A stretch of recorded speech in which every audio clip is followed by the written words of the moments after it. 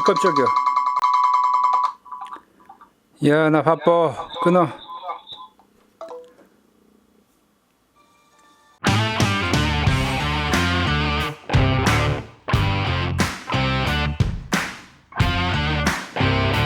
안녕하세요, 닥터케입니다. 8인치대의 미니 태블릿 시장에서 주목을 끌었던 얼도큐브사의 아이플레이 50 미니 프로의 후속작 아이플레이 60 미니 프로가 새롭게 출시가 되었습니다. 그것도 판샵에서 정식으로 발매가 되었기 때문에 이제 주문 후 바로 받아보실 수 있고 AS도 편리하게 받으실 수 있습니다. 자, 아이플레이 60 미니 프로. 아쉽게도 AP의 변화는 없습니다. 에이수스 로고 온라인처럼 AP의 변화 없이 다른 기능들의 업그레이드로만 나온 제품이기 때문에 업그레이드라고 해야 할지 업그레이드로 볼 수 있을지는 한번 리뷰를 통해서 보도록 하겠습니다. 제품 이렇게 친환경 종이 케이스에 담겨 있고, 자, 태블릿 그리고 구성품. 자, 구성품이 정말 특이하게도 자, 이렇게 상당히 특이한 블루투스 이어폰을 제공을 합니다. 블루투스 이어폰에 관심이 많으신 분들은 한 번쯤 들어보셨을 만한 사낙사의 블루투스 이어폰이 들어있습니다. 상당히 특이한 외형으로 귀에 이렇게 살짝 걸치는 그런 방식입니다. 그리고 추가로 이어폰 케이스에 걸 수 있는 키링까지 이렇게 들어있습니다. 자, 충전기. 아쉽게도 PD 충전기가 아닌 5V 2A 충전기가 들어있습니다. 전작에서는 PD 충전이 되지 않았는데 이번 제품은 이제 PD 충전이 되죠. 네, 이 이어폰을 빼고 PD 충전기를 넣어주셨으면 어땠을까 싶은데, 네, 뭐 이어폰이 없으신 분들은 또 요거라도 받아서 사용하시면 좋겠죠. 자, 이렇게 정발임을 표시하는 스티커가 밑에 붙어 있습니다. 보호 필름이 이렇게 붙어 있어서 보시면 이렇게 보호 필름이 붙어 있습니다. 그래서 떼실 때 이 보호 필름까지 떼지지 않게 조심해서 떼셔야 되겠고, 그리고 이제 젤리 케이스와 강화유리 필름이 이렇게 추가로 증정이 됩니다. 그래서 다른 태블릿들 구매하시면 액세서리 사느라고 추가로 구매해야 되고 그러는데, 뭐 이거는 진짜 그야말로 한번 구매하면 다 들어 있습니다. 네, 다 되어 있기 때문에 퀄리티가 좋은 것 같습니다. 얼도큐브사 로고가 들어가 있는 젤리 케이스, 상당히 튼튼하게 태블릿을 보호해 줍니다. 거의 지금 나와 있는 어느 정도 브랜드가 알려진 제품 중에는 거의 최저가 제품인데, 그래도 이렇게 보시면 마감이라든가 이런 거는 크게 나쁘진 않습니다. 네, 그리고 전면 카메라, 후면 카메라 이런 거는 뭐 전작과는 큰 차이가 없는데, 큰 차이라면은 이제 스피커가 양쪽에 생긴 거, 그 정도가 되겠고, 자, 전작에서 이 사용하다 보면 전원 스위치 고장이 상당히 많이 난다고 했는데 그런 이슈가 있었기 때문에 아무래도 수정이 이루어졌겠죠. 지금 눌러보기에는 강도라든가 이런 거 큰 문제는 없어 보입니다. 자, 얼도큐브사의 아이플레이 60 미니 프로 한번 켜서 보도록 하겠습니다. 안드로이드 14가 들어가 있습니다. 부팅은 상당히 오래 걸리는데 이 충전 포트가 상단에 있기 때문에 세로로 쓸 때 충전을 상단에서 하면 훨씬 편리하죠. PD 충전기 꽂아보면 18W의 고속 충전을 지원한다고 합니다. 자, 그리고 지난번에는 노크온 기능이 없었는데 이렇게 노크온 기능도 새로 생기고, 페이스 아이디라든가 이런 기능들이 많이 추가가 되었습니다. 자, 뭐 디스플레이 해상도 이런 거는 전작과 차이가 없고, 태블릿 뭐 간단하게 살펴보면, 네, 이제 얼도큐브사에서도 이렇게 자체 OS를 만들어서 얼도큐브 OS 3.0이 탑재가 되었습니다. 그리고 저장 공간 128GB, 미디어텍 헬리오치 99 똑같게 들어갔습니다. 메모리 8GB인데 가상 메모리 8GB를 추가할 수 있습니다. 네, 가상 메모리 8GB 추가로 이렇게 적용이 되었고, 배터리 이전에 5000mAh였는데 6050으로 1000mAh가 증가하였습니다. 화면 크기 해상도는 뭐 차이 없고 카메라도 마찬가지 안드로이드가 14로 올라갔습니다. 자, 그리고 이제 태블릿 기능 보시면 얼도큐브 OS 3.0의 기능이라고 보시면 되겠고, 뭐 도크바의 최근 응용 프로그램 표시, 뭐 이런 이렇게 최근 응용 프로그램 표시하는 거, 외부 디스플레이에 무선으로 화면 미러링 하는 거, 그리고 세 손가락으로 스와이프 하면은 스크린 캡처가 되는 거, 플로팅 윈도우는 뭐 유튜브 같은 거 이렇게 띄워서 보는 거 대부분 다 있는 기능이고, 지능형 사이드바. 이렇게 했을 때 사이드바에 여러 프로그램 같은 걸 띄울 수 있는 기능, 가로 표시, 이제 세로로 나오는 앱들 가로로 나오게 만들어주는 기능, 화면 분할, 뭐 이런 건 다 있는 기능이죠. 대부분 이렇게 두 손가락으로 스와이프 하면은 화면 분할해서 앱 두 개를 동시에 사용할 수 있고, 플로팅 볼, 이거는 아이폰에 있는 어시스트 터치, 여기서 굳이 필요할지는 모르겠습니다. 뒤로 돌아가는 그런 기능, 스마트 화면 열기, 보여드렸던 노크온 기능 같은 그런 기능들, 그리고 장치를 들었을 때 화면 켜기, 뭐 이런 것들 설정을 할 수가 있습니다. 그리고 정해진 시간에 태블릿이 꺼지거나 켜지게 해서 이제 배터리를 절약할 수 있는 그런 기능까지. 자, 그리고 밝기, 최대 밝기가 이 정도인데 350니트, 한낮에 태양 아래서 보기에는 조금 무리가 있는 밝기지만 뭐 일반적인 사용에 있어서는 크게 무리가 없고, 그리고 조도 센서가 이번에 추가가 돼서 이제 밝기 자동 조절이 됩니다. 네, 그리고 이전에는 이제 뭐 여러 가지 센서가 없었죠. 가속도 센서와 GPS만으로 내비게이션을 사용했었는데, 자이로 센서, 지자기 센서, 조도 센서, 뭐 이런 여러 가지 센서가 추가가 돼서 이제 내비게이션으로 사용하기에도 무리가 없습니다. 내비게이션은 후반부에 살펴보도록 하겠고, 네, 8.4인치 이러한 미니 사이즈의 태블릿, 아주 오래전에는 여러 종류가 많이 나와 있었죠. 중국의 제조업사라든가 삼성에서도 만들고 그랬는데, 이제는 아이패드 미니, 그리고 레노버의 Y700 태블릿, 뭐 이 정도가 지금 미니 태블릿의 주류라고 할 수 있겠고, 네, 레노버 리전 태블릿 Y700 2세대 거의 뭐 큰 차이가 없죠. 두께라든가 사이즈 뭐 별다른 차이는 없습니다. 네, 안드로이드에서 그동안 미니 태블릿 이 제품이 거의 유일한 대안이었는데, 사실 이 제품 성능이 고성능이기 때문에 가격이 뭐 그렇게 저렴하진 않죠. 자, 그리고 아이패드 미니 6세대 이런 경우에는 비율이 또 다르기 때문에 일반적인 영상 감상이라든가 이런 데 있어서는 조금 불리하죠. 아이패드의 경우에는, 리전의 경우에는 LTE 모델이 따로 없고, 아이패드 미니의 경우에는 LTE 모델로 가면 가격이 엄청나게 올라가죠. 그리고 모델도 64, 256밖에 없는데, 올더큐브 i60 미니 프로의 경우에는 뭐 용량도 128기가 딱 좋은 용량에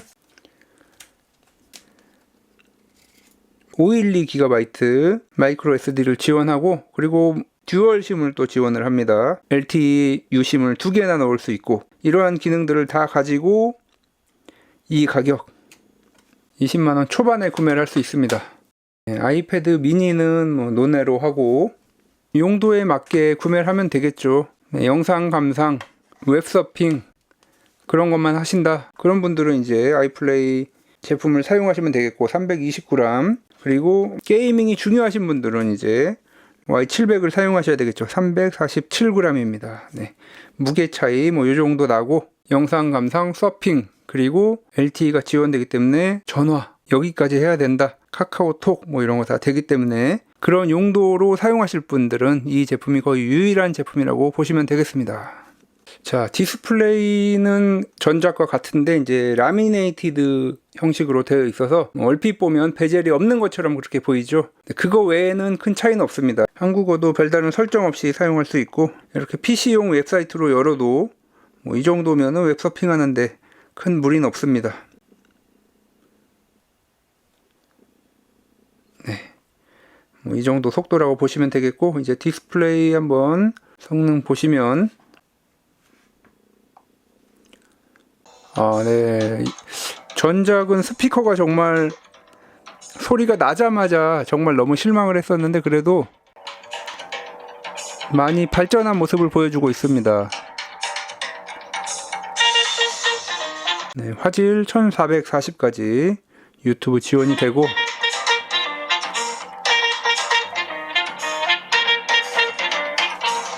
네, 시야각도 이 정도면 뭐 양호하죠.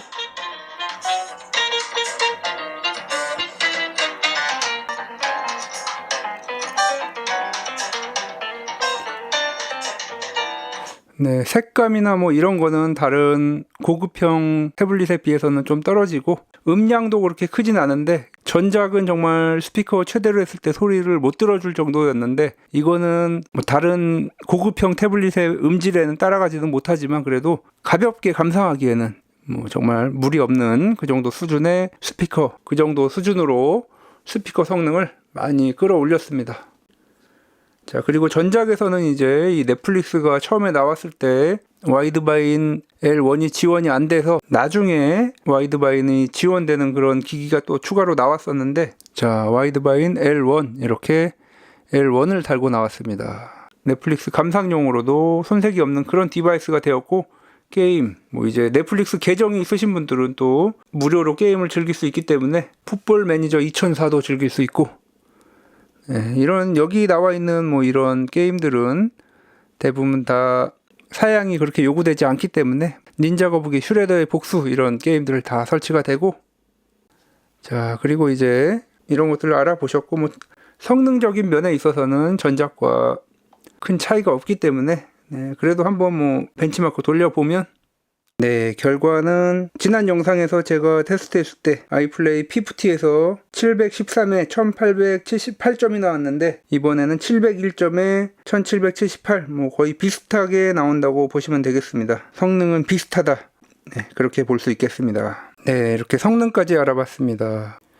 이 태블릿 게임 하려고 사시는 분들은 아마 안 계시겠지만, 그래도 구매를 고려하고 계시다면 게임이 어느 정도 돌아갈지는 아마 좀 궁금해 하실 겁니다. 지난 아이플레이 P50 영상에서 게이밍 성능 자세히 리뷰를 했습니다만, 그래도 간단히 한번 보시면, 그래픽 옵션은 낮음으로 할 경우에는 기기 부하가 매우 높아지기 때문에 매우 낮음으로 플레이를 할 수 있습니다.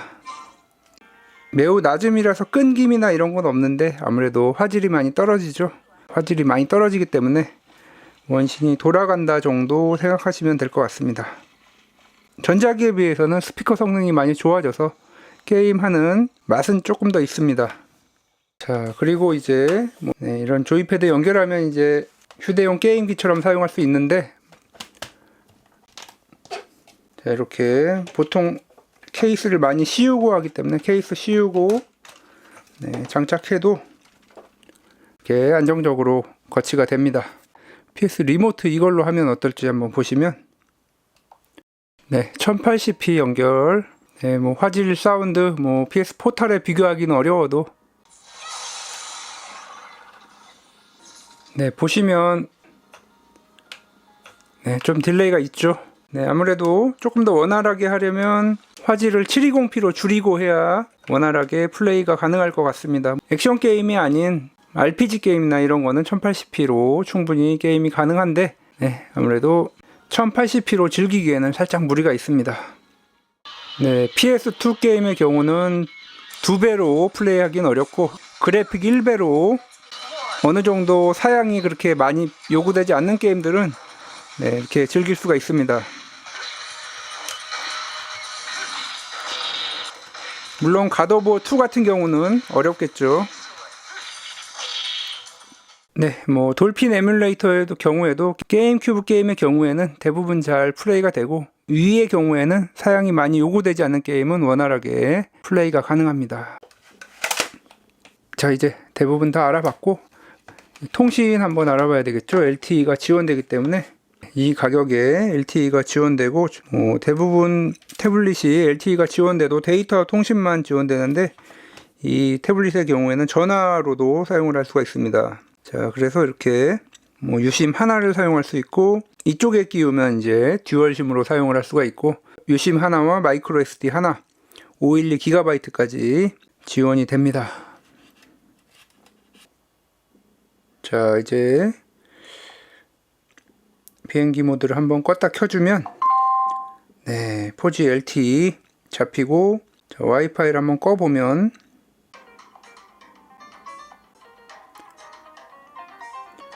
이렇게 LTE로도 무난하게 유튜브 시청을 할 수가 있습니다. 자, 그리고 전화.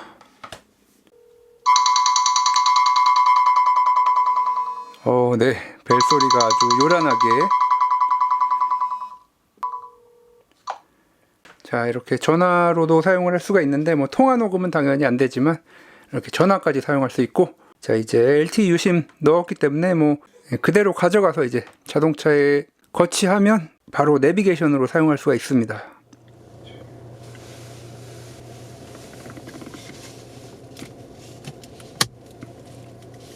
전작에서는 뭐 여러 가지 센서가 없고 GPS와 가속도계로만 작동이 됐기 때문에 뭐 골목길이라든가 이런 데서 뺑뺑 돌 때 그럴 때 오류가 발생할 수도 있었는데, 이제는 뭐 내비게이션에서 필요한 모든 센서들이 갖춰져 있기 때문에 길 찾기에 있어서 오류 같은 거 전혀 없고, 조도 센서가 없어서 이전 모델은 야간에는 밝기를 줄여줘야 되고 또 터널 지나갈 때는 어쩔 수 없이 눈뽕을 맞았어야 되는데, 지금은 이렇게 보시는 것처럼 밝기 조절이 잘 되는 것을 볼 수가 있습니다. 자, 이렇게 내비게이션 사용하는 것까지 보셨습니다. 네, 이렇게 보시는 것처럼 지자기 센서가 있기 때문에 이제 내비게이션 뿐만 아니라 지도 앱에서 길찾기 할 때도 유용하게 사용을 할 수가 있습니다. 자, 이렇게 아이플레이 60 미니 프로, 저가형 미니 태블릿 중에 적수가 없는 그런 태블릿으로 이제 변모된 것을 볼 수가 있었습니다. 네, 뭐 성능 향상이 없는 건 좀 아쉽지만 그래도 이제 전작에서 뭔가 아쉬웠던 몇 가지 문제들이 이제 다 해결이 돼서 나와서 뭐 게이밍 그리고 그래픽 이런 용도가 아닌 대부분의 용도로 8인치대 미니 태블릿이 필요한 분들에게는 이 가성비 그야말로 따라올 태블릿이 없죠. 네, 그리고 이번에 펀샵에서 정발을 맞이해서 이렇게 다양한 구성품과 가격 할인도 진행하고 있기 때문에 이벤트 남은 기간 동안 소형 태블릿 고민하고 계셨던 분들, 아이패드 미니냐, Y700 2세대냐, 아니면 기다렸다 Y700 3세대로 가느냐, 그것이 아니라면 이제 아이플레이 60 미니 프로 요걸로 가느냐, 잘 고민을 하시고 원하는 태블릿 구매하시기 바라겠습니다. 지금까지 닥터케이였습니다. 다음 시간에도 더 알차고 도움이 되는 IT 정보 리뷰 그리고 신박한 DIY로 찾아뵙도록 하겠습니다. 구독과 좋아요도 부탁드립니다.